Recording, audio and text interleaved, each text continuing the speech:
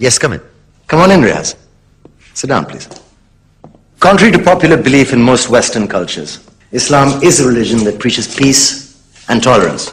Yes, Patricia. If Islam truly is a religion that preaches peace, then how come the world's most troubled spots, the West Bank, Afghanistan, Pakistan, Iraq, they're all plagued with Islamic terrorism? Well, that depends on your definition of terrorism. Some might argue that the U.S. invasions of countries like Iraq and Afghanistan are also acts of terrorism. No, those were acts of war to get rid of despotic regimes. Or a means of getting at a country's oil.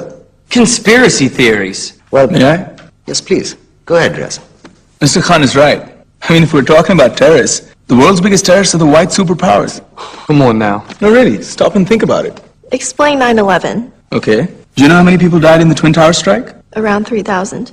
And do you have any idea how many people died in the bombing on Afghanistan? Take a wild guess. More than 15,000 people died. And that's just conservative figures. About 50,000 tons of explosives were dropped on innocent civilians. Men, women, children. Yeah, but that was because of the Taliban. Yeah, right. Terrorists that were never found. Just like the weapons of mass destruction that were never found in Iraq. Do you want to get into the death toll in Iraq? 500,000 civilians and counting. And what do Britain and America say when they don't find these weapons? It's simple. They just say sorry. And still refuse to relinquish control of these countries. What are you trying to say? What I'm trying to say is that just because you're American, wear a fancy suit, and call yourself the president, doesn't make you any less of a terrorist.